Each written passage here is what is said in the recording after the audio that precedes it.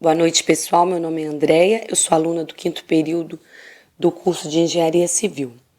Em resumo, o trabalho que nos foi proposto foi a construção de uma ponte de macarrão, onde deveríamos apresentar e analisar o processo de fabricação e teste de um modelo didático de uma ponte de macarrão e cola epóxi. O modelo de ponte escolhido foi o arqueado, com um único arco central, distribuindo seu carregamento pelas raias e base triangular. A proposta deste trabalho nos deu a oportunidade de estudar e compreender o comportamento de sistemas estruturais mediante esforços normais e estresse limítrofes. Podemos colocar também em prática conhecimentos já adquiridos teoricamente durante o curso. Softwares de projeto como AutoCAD e F-Tool foram utilizados, possibilitando resultados mais precisos e reais. O trabalho consiste na aplicação das teorias ministradas em aulas e experimentação prática. A construção da ponte de macarrão, de fios de macarrão e colas, deveria ser calculada, simulada e construída de acordo com as diretrizes presentes no regulamento, baseando-se no propósito de maior proximidade entre os cálculos e as simulações ao comportamento observado no momento da apresentação do modelo. O modelo, como eu já tinha dito, escolhido foi o de ponte monoarqueada, com distribuição radial de cargas e base triangular. Esse é o modelo que apresentaremos agora. Olá, meu nome é Angélica. O objetivo proposto para esse experimento é o projeto, cálculo e confecção de uma ponte de fios de macarrão, que para efeitos de avaliação terá melhor pontuação aqueles que obtiverem resultados teóricos e práticos mais próximos. O modelo a ser ensaiado deve ser indivisível, construído apenas com macarrão espaguete número 7, colas epóxi em massa ou resina e cola quente. Seu peso total não poderá superar 750 gramas. O modelo deverá vencer um vão livre de 1 metro, com suas extremidades apenas apoiadas, sem fixação, onde serão fixados 2 pedaços de tubo de PVC para melhor apoio na superfície plana. Além disso, o trabalho prima pelo desenvolvimento de habilidades práticas e aplicação de teorias ministradas durante o curso. Propicia também a busca de novos conhecimentos para solucionarmos questões que apareceram durante a execução das atividades necessárias ao bom prosseguimento do projeto. Revisão bibliográfica histórico. Segundo Cleito Camargo e Rodinei Soares, as pontes são uma das estruturas mais antigas inventadas pelo homem. Foram criadas pela necessidade de se atravessarem obstáculos, como rios e vales, na tentativa de encurtar o percurso da travessia. Com a Revolução Industrial, as pontes se tornaram essenciais para fazer a economia acelerar, significando rapidez e economia de tempo e dinheiro. Com o passar dos tempos, as pontes se tornaram maiores. Os materiais empregados e os modelos estruturais foram aperfeiçoados. A forma estrutural que será tema deste trabalho são as pontes treliças, formadas por elementos triangulares, forma geométrica mais estável. Tipos de pontes. Existem basicamente 4 tipos construtivos para pontes. Estes são pontes de vigas. Esse tipo de ponte é o mais simples e barato. Consiste em uma viga horizontal atravessando 2 pilares verticais. São utilizados apenas para as pequenas distâncias. Pontes em suspensão. São feitas de cabos entre torres para suspender rodovias. Há 2 formas, compressão ou tração. Na primeira, a força de compressão é exercida para baixo sobre a plataforma da ponte e transferida para as torres, que dissipam essa força diretamente sobre o solo em que são fixadas. Na segunda, os cabos de sustentação são esticados para suportar o peso da ponte e aguentar as forças de tração. Pontes em arcos. É um dos prodígios da engenharia. Essas pontes são projetadas de forma que nenhuma de suas partes tenha que suportar a pressão. A força do arco consiste na sua habilidade de transmitir carga ao longo da sua curvatura até os suportes. Elas podem ser feitas em arcos ou ter seus pilares em arcos. Esse tipo de ponte é feita desde a antiguidade e hoje são construídas com materiais dos mais tradicionais aos mais modernos. Pontes treliçadas. Estas pontes têm a rodovia suportada por uma estrutura de escoras e suportes. As treliças normalmente têm formatos de triângulos para fortalecer a estrutura. Contam com 5 ou mais estruturas triangulares, construídas com elementos retos, cujas extremidades são ligadas em pontos conhecidos como nós. Os materiais mais utilizados são madeira ou metal e são muito comuns para prosseguir ferrovias. Escolha da nossa ponte. Nosso grupo optou pela ponte arqueada de arco único, raias concêntricas e base triangular. Esta escolha foi baseada nas especificações, simulações e apresentações de trabalhos semelhantes, por considerar que seria de fácil execução e sabendo que o modelo arqueado divide quase que uniformemente a força de compressão, tendo em vista que o material utilizado para a confecção da ponte não possui um comportamento estável. Com isso, quanto mais uniforme fosse a carga, melhor desempenho alcançaríamos. O primeiro passo foi a definição e melhor detalhamento do cronograma proposto pela UNES. A cada atividade, estabelecemos uma data meta do grupo.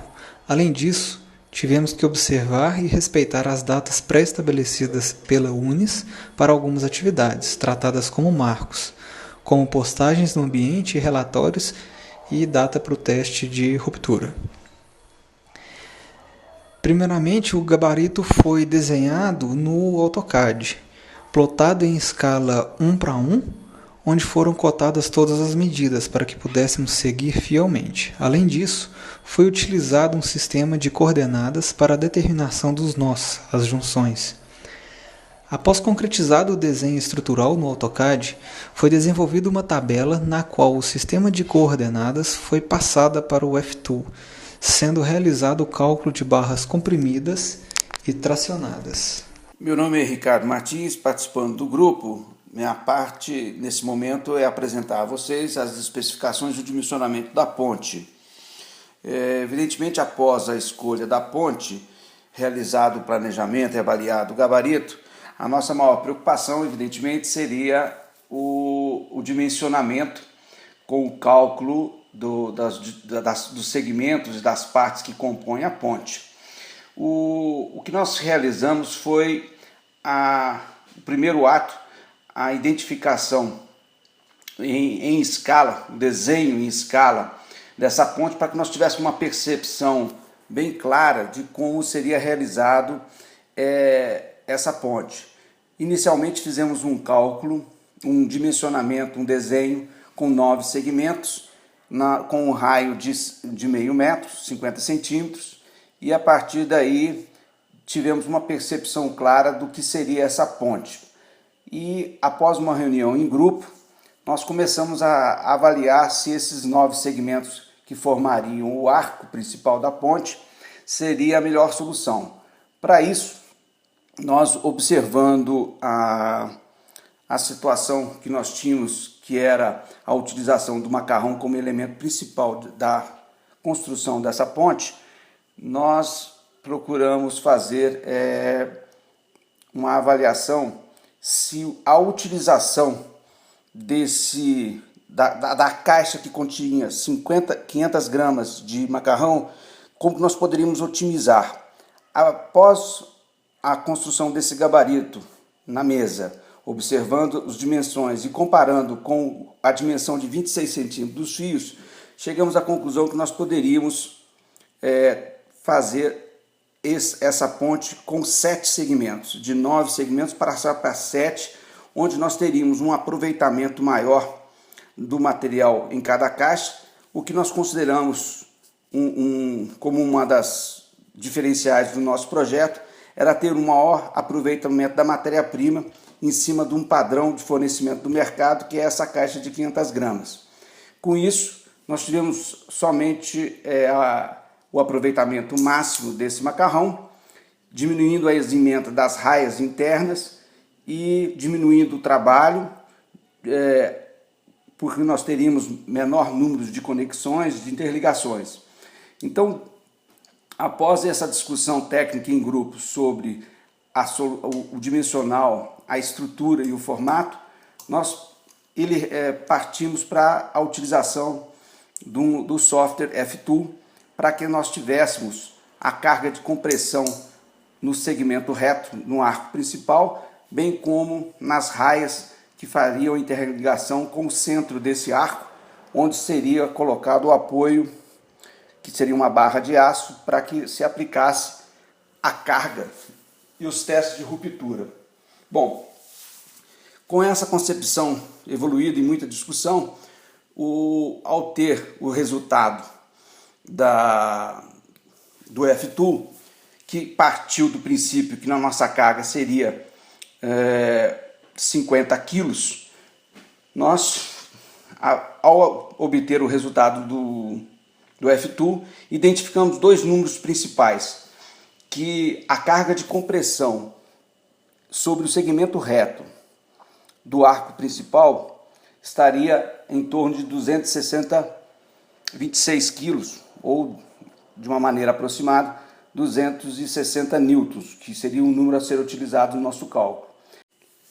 Quanto à raia interna, nós obtivemos uma força de tração de 154 newtons e também nas bases do raio principal, do arco principal, onde nós temos um V invertido, nós obtivemos uma força de compressão também de 252 newtons. Assim, nós temos então três informações principais, que foi no segmento reto do arco principal 260 newtons, uma força de tração nas raias internas que fazem a sustentação do eixo da barra central de aço de 154 newtons e finalmente nas bases desse arco uma força de compressão em um V invertido de 252 newtons. Essa foi o cálculo de referência. Sendo assim, nós vamos ter, neste momento, dois desafios principais. Calcular o diâmetro do segmento reto do arco principal, que a princípio definimos que seria tubular, evitando de ter uma barra com seção cheia, pois entendemos que na solução tubular teríamos uma maior resultante, um melhor resultado, e para isso nós teríamos que utilizamos uma equação que, apoiada na equação de Euler, acaba na sua estruturação apresentando uma equação com dois conjuntos de variáveis, onde o valor principal é determinar o raio interno desse segmento reto, que comporia o arco principal. Como essa equação ela é de quarto grau, a melhor forma que nós identificamos foi, numa planilha Excel, estruturar essa equação em dois conjuntos em duas células, vamos dizer assim, onde permitiria uma variação de ponto a ponto do valor do raio, resultando no outro lado da equação, de tal maneira que permitiria, através da avaliação dessa planilha, qual seria o raio que permitiria obter o resultado mais provável com aquilo que estava se procurando. Essa planilha foi apresentada no relatório em duas etapas. A primeira etapa foi quando nós definimos que a carga de referência seria 26 kg, grama-força, para um comprimento de 23 centímetros, e aplicando nessa planilha, nós identificamos que teríamos, para o resultado dessa equação, o raio mais provável seriam 0,31 centímetros, ou 3 milímetros aproximadamente. Observando esse número, nós, evidentemente, nessa mesma planilha, conseguimos chegar no número de fios, pois aplicando esse raio na equação, temos um diâmetro que chega a 6 milímetros e um número de fio aproximadamente de 14 fios, 13,96, 14 fios. O que de imediato nos saltou aos olhos, que numa percepção prática, mesmo considerando a melhor da qualidade do nosso trabalho, esse diâmetro ficou muito esbelto, teria uma estrutura muito frágil. E o que nós raciocinamos? Outra dificuldade seria construir isso. Teríamos que ter aí, nesse raio, possivelmente um gabarito de 5,16 de polegada, que é algo comercial para facilitar essa execução. O que tivemos como opção, após um entendimento em grupo, de passar por um número acima de 5,16 de polegada, de diâmetro interno, nós passaríamos para um diâmetro de 3/8, dá em torno de 9,5 milímetros, o que facilitaria através de obtenção de um gabarito reto, que seria, no caso nosso, a opção mais prática foi uma barra de aço lisa, permitindo, a partir daí, executar os segmentos retos com uma certa qualidade. Só que para isso, o que se fez? Nós fizemos o raciocínio inverso, pegamos nessa mesma planilha, introduzimos o valor do raio, que nós tínhamos como novo alvo, que seria 3/8 de polegada, que resultou em 19,55 fios, ou entre 19 e 20 fios. Isso evidentemente foi um ajuste, na prática chegou a 19, mas o importante é que, a partir daí, nós teríamos uma nova força que essa ponte suportaria, e chegou a um número, a nível teórico, em 67 kgfm. Ok, isso seria a força de compressão em cada segmento. Um segundo passo foi fazer o cálculo inverso no F2, como nós apresentamos no relatório, e chegamos a um número bastante diferente do inicial, a mais de 120 quilos de carga para esse 3/8. Bom, isso pode ser apresentado num outro momento, mas no fundo o que nós observamos que, por mais qualidade que nós aplicaríamos, a nossa ideia foi considerar o cálculo inicial, utilizamos o conceito de que diversas condições de montagem, que seriam mais restrições na qualidade da execução e o próprio produto, uniformidade e outros, que nós manteríamos essa diferença, essa margem de segurança ou contingência, definindo que a nossa carga principal seria a carga esperada de 50 quilos e construímos uma ponte mais robusta para que obtivesse um resultado mais próximo do esperado, né? Então, basicamente, a metodologia do dimensionamento e as especificações foram dentro desse conceito. Foi partir do F2, definimos os segmentos retos e as raias internas, fizemos uma planilha de cálculo que permitiu fazer uma simulação e uma otimização desses números. Ao obter o resultado, nos permitiu questionar em função da possível restrições e dificuldades de montagem, fizemos o trabalho inverso, chegando num dimensionamento da ponte que foi aproximadamente o que aconteceu, obtendo um resultado próximo do estimado. Isto é, consideramos 50 quilos como carga de ruptura possível e obtivemos um resultado em torno de 43, como vai ser apresentado por outro colega do grupo. Esta foi a apresentação que a gente considera, através de áudio, a mais fácil de ser apresentada. Maiores detalhes estão descritos e detalhados no nosso relatório principal. Obrigado. Material e método. Feito o projeto no AutoCAD e plotado na escala 1:1, procedemos à montagem das partes integrantes da ponte. Para cada parte, utilizamos diferentes métodos para a montagem e colagem do macarrão. Os mais importantes foram amarras, suportes e moldes. Ferramentas de corte e desbaste foram utilizadas para aperfeiçoamento das zonas de aderência. Primeiro, foi feito o desenvolvimento dos moldes e a confecção das barras. As barras de tração foram amarradas e pintadas com cola araldite e depois de secas foram unidas com luvas de macarrão e araldite para que se alcançasse o comprimento desejado. Para as barras de compressão tubulares, foi utilizado uma barra de aço de 3/8. Seu diâmetro se aproxima de 9,5 milímetros, onde foram colocados os macarrões à sua volta e pintados com araldite.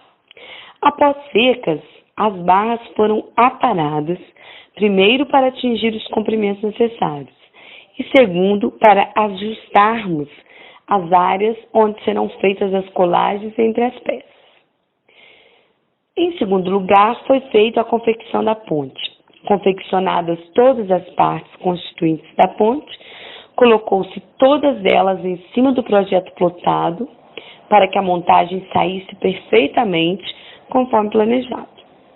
Suportes e apoios foram providenciados para que a união de duas peças ficassem estagnado até a secagem final da cola. Primeiramente foi montado o arco central e suas bases triangulares. Após a montagem do arco, procedeu-se com a inserção das treliças na estrutura. Como a primeira colagem foi feita apenas com araldite, procedeu-se o reforço das emendas com luvas de durepox, garantindo uma melhor resistência dos pontos mais passíveis de ruptura. Feito isso, acrescentou-se a barra de aço de construção para a sustentação da carga de teste. Acrescentou-se a barra de aço de construção para a sustentação da carga de teste. Acrescentou-se a barra de aço de construção para a sustentação da carga de teste. Olá, meu nome é Pedro Henrique, eu vou dar continuidade ao nosso trabalho apresentando os resultados da nossa ponte. Após o trabalho de confecção da ponte e todo o acabamento e secagem da cola, nós partimos para o teste, que consistia em pesar a ponte, e nós encontramos um valor de 750 gramas, incluindo a barra de ferro para que se coloque o suporte com os pesos e as barras de PVC na extremidade, e aferir o vão livre da nossa ponte, que conseguimos um valor de 95 centímetros. Após isso, a ponte foi colocada num suporte e posteriormente na barra de ferro ao centro da ponte foi colocado um gancho com valor de 9,85 kg, aonde seriam adicionados mais pesos conforme a ponte fosse suportando.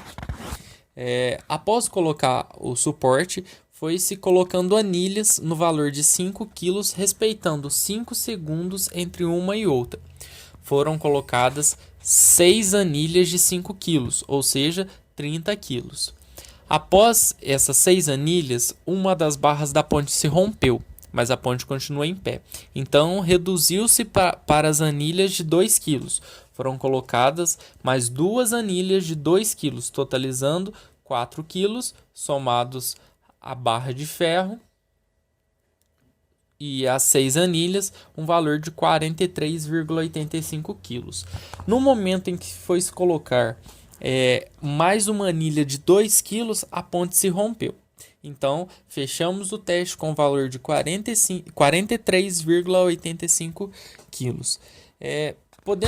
Após a ruptura, fomos analisar o que levou a essa ruptura abaixo do valor estimado, que era 50 kg.